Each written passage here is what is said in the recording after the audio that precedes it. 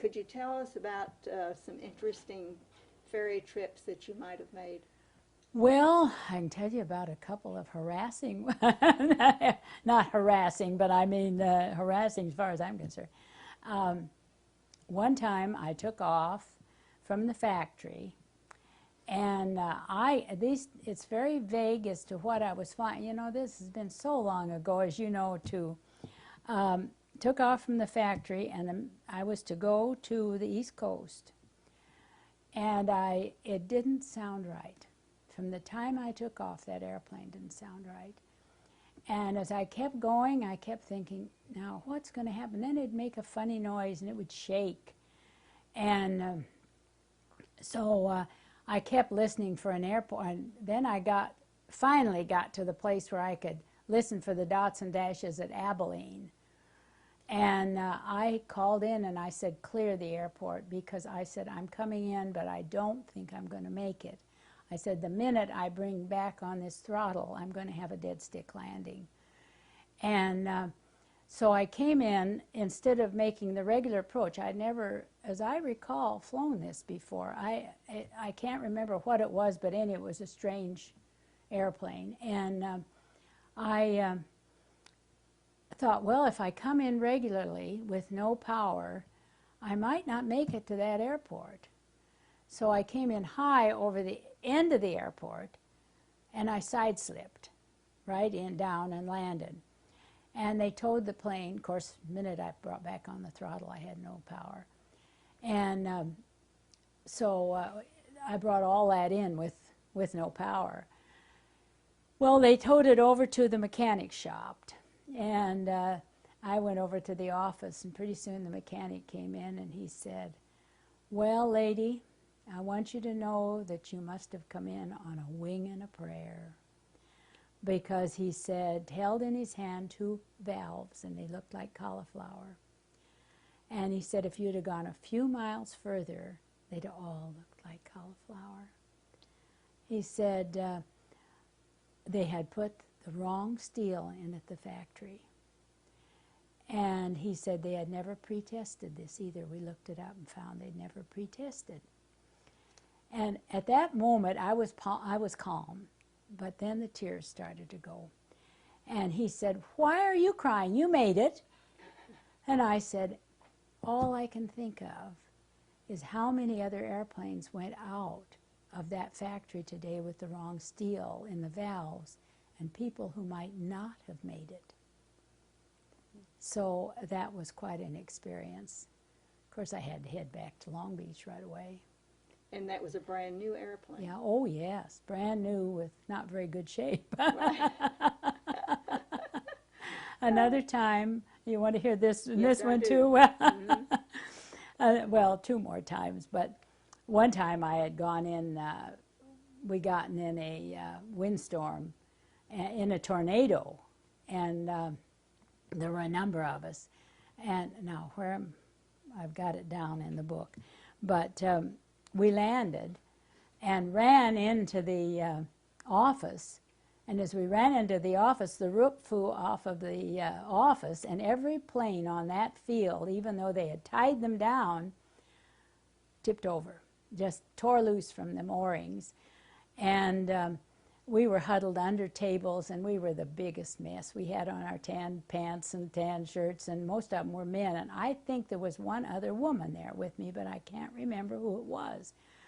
And anyway, after this had calmed down, why, we had orders. The women had orders. They had to get back to their base immediately, as you probably might know there too.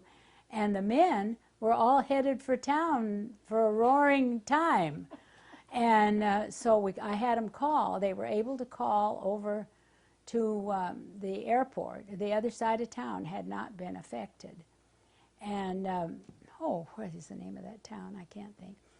Anyway, I got over there and took a cab and went over, and I left my chute to be repacked because I hadn't even grabbed, all I'd grabbed was my briefcase when I got out. My B4 bag was solid water, but I grabbed it went cross town with it, and nobody wanted to touch it because it was drippy.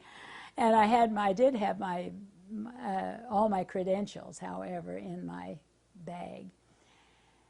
Got to the airport, and they weren't going to take that B4 bag on, but I finally convinced them they should get it on. Got on the airplane, and I just went to sleep. And I was the worst mess. My hair was a mess. My clothing was a mess. I did have my wings on. And I woke up, and sitting next to me was a spotless general who'd just come up from South Africa. And he said, "I've been waiting for you to wake up. What in the hell are you?"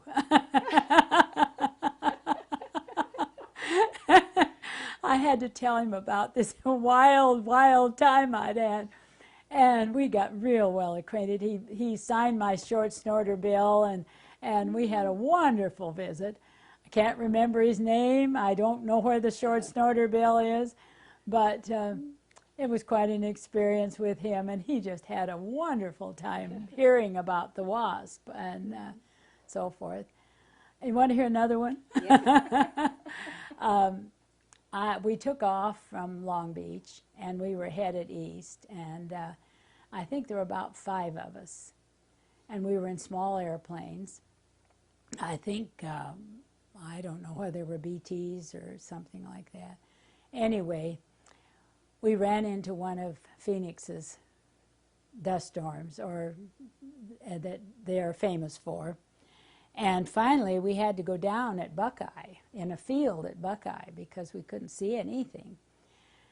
And then we called in Phoenix Airport, and it was getting dusk. It was just getting night. And said, "Can we get in?" And he said, "Well, I think the dust is away from here, so I think you can get in." And I was the last to take off. And I got right into the middle of another one the minute I took off. And they had gone on, and I remembered a little airport, the Goodyear out here. And I remembered that as being here because I knew the area pretty well. I thought, well, if I can just get down there and get a peek at that, I think I can get down, because I don't know what I'm going to do otherwise. And I don't want to hit anything. So I got down, and I started to make, and I vaguely saw that little airport. I thought, oh, great, I can make a perfect landing there. Came in, and just as I was just coming in beautifully. Something took over my airplane. I will never know. I couldn't move anything. I couldn't do anything with it. I landed right against the fence. And I sat there madder than a wet hen, because I had come in for a beautiful landing, and here I was right at the fence. Well, people before that, as I came in, I could see people out there waving their hands at me. I thought, oh, they're just so glad to see that I'm getting in. And they came rushing up to me, and they said, "Thank God you didn't land. We've just put fresh asphalt on this. And if you had landed, you would have probably killed yourself." And they said, I told them my story, and they said, "Well, you really have an angel on your shoulder." And truthfully, I did have. And I will never forget it. And I don't know what happened, but I know it was. And when I told the story before, you go before a group of people, they said, "Well, we won't call it a pilot error, but we sure don't believe much of your story." I said, "Well, you don't have to believe it. I know what happened."